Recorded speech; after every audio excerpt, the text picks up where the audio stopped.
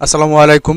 Computer বলেন বা laptop কিছুদিন ব্যবহার করার পর সেই কম্পিউটার বা ল্যাপটপটি স্লো হয়ে যাওয়ার সমস্যা কিন্তু আমরা সবাই কম বেশি বুক করি।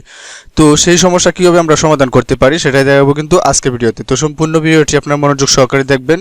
ভিডিওর কোনো একটি অংশ যদি আপনি মিস করেন তাহলে কিন্তু আপনার কম্পিউটারটি হয়তোবা আপনার আশার অনুরূপভাবে ফাস্ট বা অনেকটা দ্রুত নাও হতে পারে।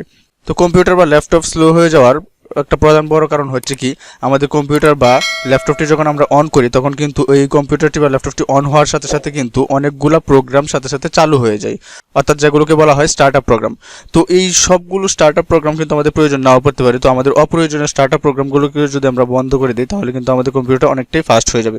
তো আপনারা এই অপ্রয়োজনীয় স্টার্টআপ প্রোগ্রামগুলো অফ করার জন্য প্রথমে আপনারা এই টাস্ক ম্যানেজারটি, এখানে আপনারা রাইট ক্লিক করবেন মাউসের, এরপরে দেখেন এখানে লেখা আছে টাস্ক ম্যানেজার, এটাতে ক্লিক করবেন। এখানে ক্লিক করার পরে এখানে আপনারা দেখেন একটা অপশন আছে স্টার্টআপ, এটাতে ক্লিক করব। তো এখানে দেখেন যে অপশনগুলো, তো এখানে যে প্রোগ্রামগুলোর পাশে এনাবলড লেখা আছে সবগুলো প্রোগ্রাম কিন্তু আমার যখন কম্পিউটার স্টার্ট হয় তখন সাথে সাথে কিন্তু এগুলা স্টার্ট হয়ে যায়। তো আমার এখান থেকে যেগুলো দরকার নাই, যেরকম মনে করেন এই যে এখানে একটা আছে, এটা আমার দরকার নাই, তো এটাকে আমি অফ করে দিব বা ডিসেবল করে দিব। তো এটা ডিসেবল করার জন্য আমি এখানে রাইট ক্লিক করব, করার পর এখানে ডিসেবল দিয়ে দিব। তো এইভাবে যেগুলো আমার প্রয়োজন নয় সেগুলো যদি আমি ডিসেবল করে দিই তাহলে কিন্তু আমার ল্যাপটপটি বা কম্পিউটারটি কিন্তু অনেকটাই ফাস্ট হয়ে যাবে।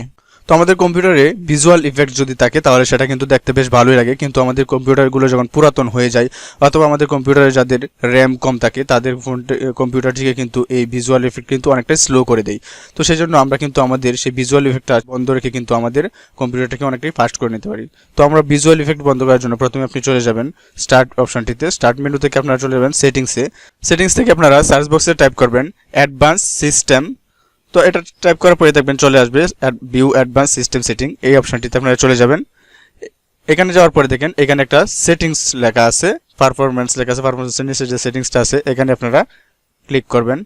এখানে ক্লিক করার পর দেখেন এখানে যে জায়গাগুলোতে টিক চিহ্ন দেওয়া আছে সেই টিক চিহ্নগুলো কিন্তু আপনারা তুলে দিতে পারেন, তাহলে কিন্তু আপনাদের কম্পিউটারটি অনেকটাই ফাস্ট হয়ে যাবে। তো আমি দেখেন অনেকগুলো, আমি শুধুমাত্র 2টা টিক চিহ্ন রেখে কিন্তু বাকিগুলো অলরেডি আমি তুলে দিয়েছি। তো আপনারা চাইলে কিন্তু এই সবগুলো টিক চিহ্ন তুলে দিয়ে কিন্তু আপনারা এই আপনার কম্পিউটারটি কিন্তু অনেকটাই ফাস্ট করে নিতে পারেন। বন্ধুরা, এরপর আমাদের কম্পিউটারটি স্লো হওয়ার আরও যে কারণটি রয়েছে সেটি হচ্ছে অটো আপডেট অন করে রাখা। আপনার কম্পিউটারে যদি আপনি অটো আপডেট অন করে রাখেন সেক্ষেত্রে কিন্তু আপনার কম্পিউটারটি অনেকটাই স্লো কাজ করবে। তো অটো আপডেট অফ করার জন্য আপনারা প্রথমেই আপনার কম্পিউটার বা ল্যাপটপের সার্চ অপশনে গিয়ে টাইপ করবেন RUN রান, এটা লিখে টাইপ করার পরে অ্যাপটি চলে আসবে, এটাতে আপনারা ক্লিক করে দেবেন। এখানে আপনারা services.msc এটা টাইপ করে ওকে অপশনটিতে ক্লিক করবেন। ক্লিক করার পর এরকম একটা ইন্টারফেস আপনার সামনে চলে আসবে। তো এখান থেকে আপনারা খুঁজে বের করবেন উইন্ডোজ আপডেট। তো এটা সবসময় সাধারণত নিচের দিকে থাকে, তো আমি চলে যাচ্ছি নিচের দিকে স্ক্রল করে। তো এখানে দেখেন আমি পেয়ে গেছি উইন্ডোজ আপডেট। তো এই অপশনটি যদি আপনার এখানে ইনেবল থাকে তাহলে এটাকে অফ করে দেন। তো এটা অফ করার জন্য আমরা এটার উপরে রাইট ক্লিক করব, করার পর এখান থেকে প্রপার্টিজ সিলেক্ট করব। প্রপার্টিজ সিলেক্ট করার পর দেখেন এখানে দেওয়া আছে ম্যানুয়াল, এই ম্যানুয়াল অপশনটিকে আমরা ডিসেবল করে দিব। ডিসেবল করার পর এখান থেকে অ্যাপ্লাই দিয়ে ওকে করে দিবেন। বাস, আমার কিন্তু অটো আপডেটটি অফ হয়ে গিয়েছে। এরপর আমাদের কম্পিউটারটি যদি আমরা আরও ফাস্ট করতে চাই সেক্ষেত্রে কিন্তু আমরা চাইলে কিন্তু SSD ব্যবহার করতে পারি। অর্থাৎ আমরা সাধারণত কম্পিউটারের যে হার্ড ড্রাইভগুলো ইউজ করি সেগুলোর কিন্তু স্পিডটা অনেকটাই কম থাকে। তো সেক্ষেত্রে আমরা যদি SSD ব্যবহার করি সেক্ষেত্রে আমাদের স্পিডটা অনেকটাই বেড়ে যাবে।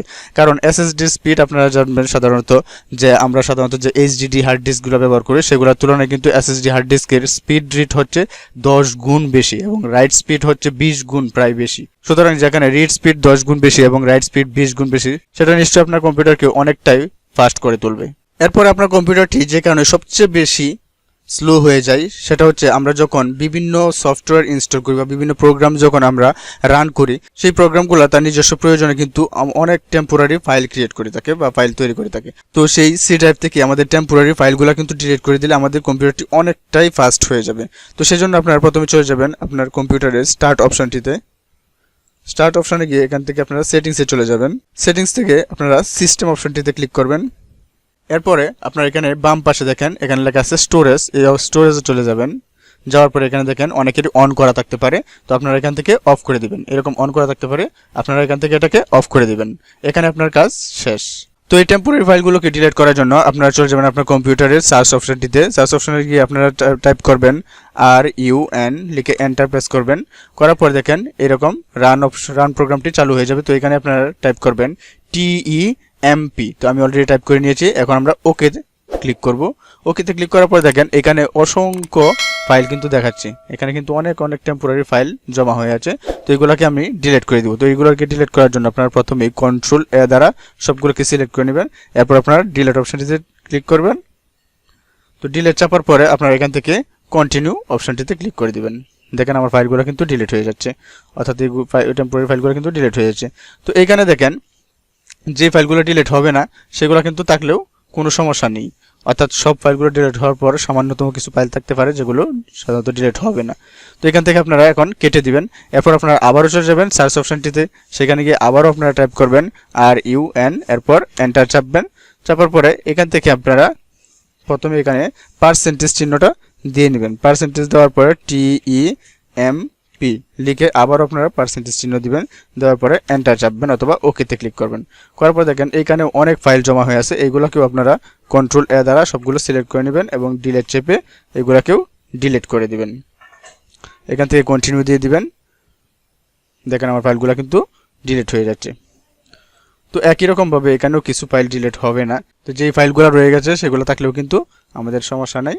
তো আমরা এখান থেকে এটাকেও কেটে দিচ্ছি। এরপর আপনার শখের কম্পিউটারটিকে যদি আপনারা আরও ফাস্ট রাখতে চান সেক্ষেত্রে কিন্তু আপনারা বাজার থেকে ভালো মানের কোনো অ্যান্টিভাইরাস কিনে ব্যবহার করতে পারেন। এক্ষেত্রে অবশ্যই লক্ষ্য রাখতে হবে যে আমরা অনেকেই কী করি, আমাদের কম্পিউটারের জন্য বিভিন্ন ওয়েবসাইট থেকে ফ্রিতে কিছু অ্যান্টিভাইরাস নিয়ে নিই। তো সেই অ্যান্টিভাইরাসগুলো কিন্তু আসলে ওইরকমভাবে কোনো কাজ করে না, বরং আপনার কম্পিউটারটিকে কিন্তু অর্থাৎ আপনার কম্পিউটার র্যামের উপর কিন্তু এটাকে আরও চাপ বাড়াচ্ছে। আপনার কম্পিউটারের অনেকটা স্টোরেজ কিন্তু এটা দখল করে বসে আছে।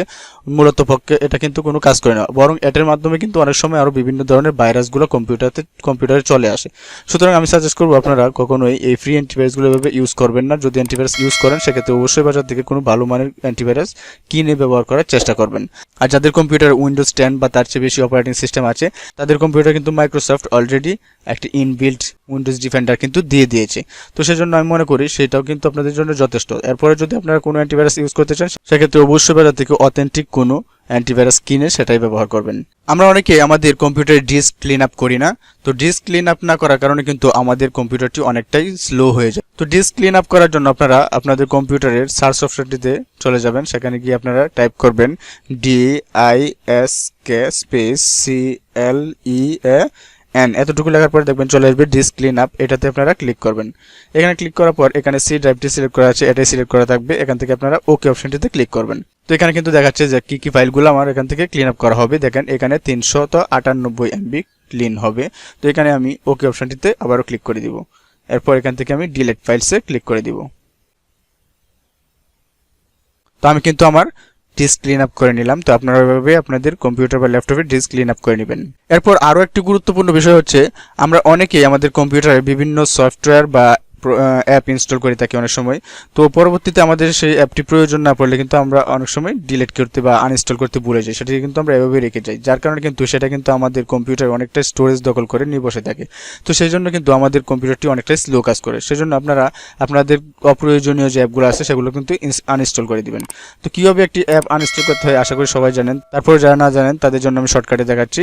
তো আপনারা সেই জন্য প্রথমে চলে যাবেন স্টার্ট অপশনটিতে, এরপর আপনারা এখান থেকে সেটিংসে চলে যাবেন। সেটিংস থেকে আপনারা চলে যাবেন অ্যাপস নামে একটা অপশন আছে, এটাতে ক্লিক করবেন। এখান থেকে আপনারা একটু নিচের দিকে চলে যাবেন, দেখবেন আপনার কম্পিউটারে যত অ্যাপগুলো ইনস্টল করা আছে সবগুলো কিন্তু এখানে শো করতেছে। তো যেটা আপনার প্রয়োজন নেই সেটা এখান থেকে কিন্তু আপনি চাইলেই ডিলিট করে দিতে পারেন বা আনইনস্টল করে দিতে পারেন। তো আমি একটি আনইনস্টল করে আপনাদেরকে দেখাচ্ছি। তো আমার যেরকম যদি আমি এটাকে আনইনস্টল করি তাহলে এটার উপর আমরা ক্লিক করব। এখানে দেখেন লেখা আছে আনইনস্টল, এটাতে আমি ক্লিক করব।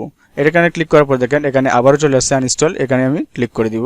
দেখেন আমার অ্যাপটি কিন্তু আনইনস্টল হয়ে যাচ্ছে। ব্যাস আমার এই অ্যাপটি কিন্তু আনইনস্টল হয়ে চলে গেছে।